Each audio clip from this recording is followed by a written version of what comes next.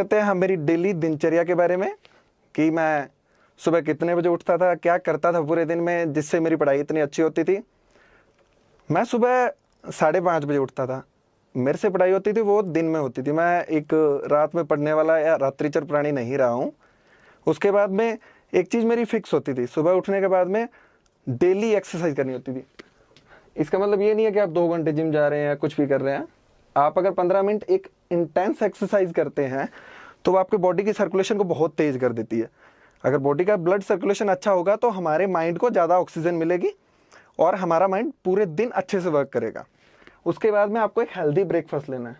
Healthy breakfast का मतलब है कि बहुत से लोग बहुत ऑयली चीज़ें खा लेते हैं, बहुत हैवी ले लेते हैं। लाइट सा ब्रेकफास्ट जिसमें फ्रूट्स हों, ड्राई फ्रूट ले सकते हैं, मिल्क ले सकते हैं। उसके बाद में अगर आप चाय कॉफ़ी कुछ भी पीना चाहें तो वो पी सकते हैं। आपको ये अच्छा सा ब्रेकफास्ट करना पड़ेगा। उसके बाद में मेरा शेड्यूल होता था कि मैं रोज़ सुबह 7 बजे लाइब्रेरी पहुंचता था। ये मेरा फिक्स था, मतलब 5-10 मिनट ऊपर नीचे हो सकता है, लेकिन जनरली ट्राई करता था कि 7 बजे से पहले पहुंचूं। 7 बजे लाइब्रेरी पहुंचने के बाद में मैं मेरी स्टडी स्टार्ट करता था।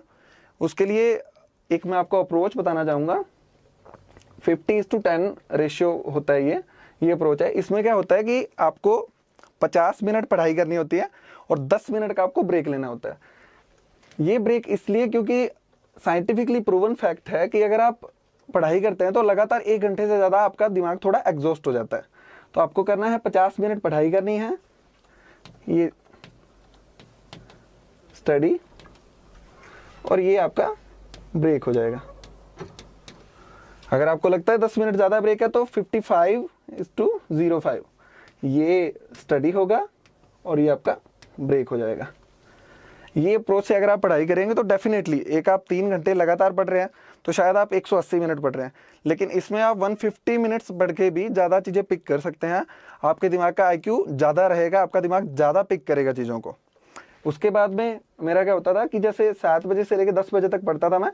उसके बाद में एक 20 से 25 मिनट का थोड़ा बड़ा ब्रेक लेता था, जिसमें मेरे को थोड़ा कुछ कोई चाय कॉफ़ी पीनी हो या कुछ खाना हो या थोड़ा सा पैदल घूमना हो, तो वो मैं इस टाइम पे करता था कि 3 घंटे के पढ़ाई के बाद में मुझे लगता था मेरा दिमाग थोड़ा थक चुका है, तो मैं 20 से 25 मिनट का एक ब्रेक ले लेता था। उसके बाद में फिर वापस मेरा शुरुआत होती थी 10:30 के आसपास और मैं 12:30 से 1 बजे तक पढ़ता था, अकॉर्डिंग टू मतलब मेरे माइंड के हिसाब से। इस टाइम पे मैं लंच करता था।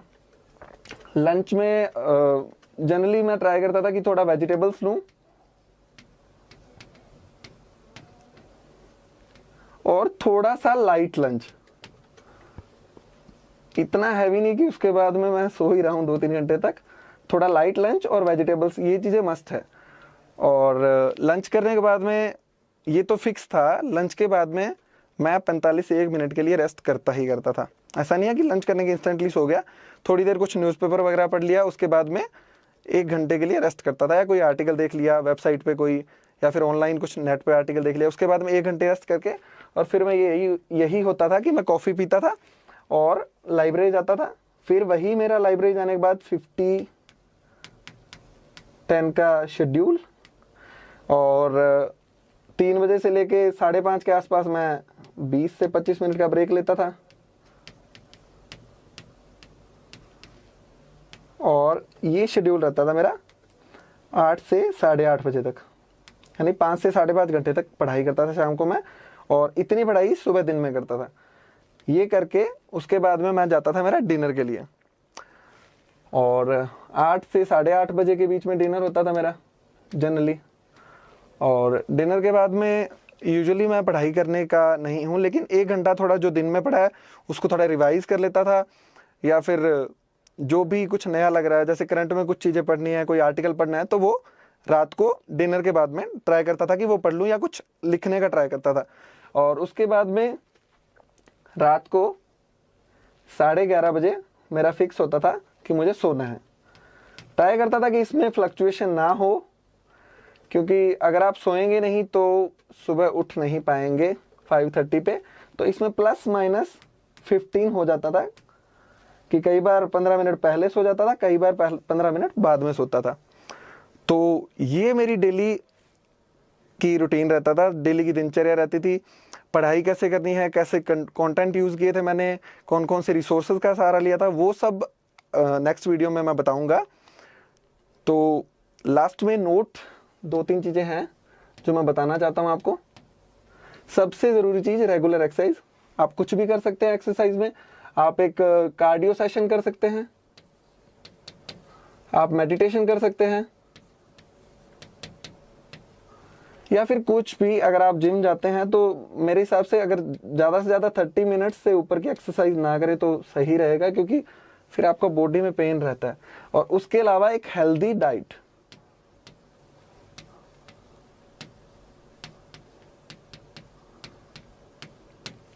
क्योंकि अल्टीमेटली यूपीएससी है वो माइंड का गेम है, तो आपको अपने माइंड को अगर आप हेल्दी रखेंगे तो आपकी पढ़ाई भी बहुत अच्छी होगी। और अगर आप बहुत ही ख़राब डाइट ले रहे हैं तो डेफिनेटली इसका असर आपकी पढ़ाई पे भी पड़ेगा। तो 2 चीज़ें सबसे ज़रूरी है, पढ़ाई तो करनी ही करनी है, उसके अलावा एक आपको रेगुलर एक्सरसाइज करनी है और एक हेल्दी डाइट आपको रखनी है। और अगर आप ये तीनों चीज़ें रखते हैं, कार्डियो, मेडिटेशन और हेल्दी डाइट, तो डेफिनेटली आपकी पढ़ाई बहुत ज़्यादा बूस्ट हो जाएगी। आप अपनी पढ़ाई में मतलब क्वालिटेटिव जो डिफरेंसेस होते हैं वो देख सकते हैं। ये मैंने खुद ने देखा था। और हेल्दी डाइट के लिए अगर आपको देखना हो तो जैसे गूगल पे, इंटरनेट पे आप बहुत सारी चीज़ें देख सकते हैं। Foods that are good for brain, foods are that makes you active all day. इस टाइप से अगर आप कुछ लिखते हैं तो आपको बहुत सारे फूड मिल जाएंगे, उसमें से कुछ चूज़ कर लीजिए according to your interest, according to जो भी आपको सही लगता है वो फूड आप कर सकते हैं। बहुत ज़्यादा कॉस्टली भी नहीं होते। तो ये सब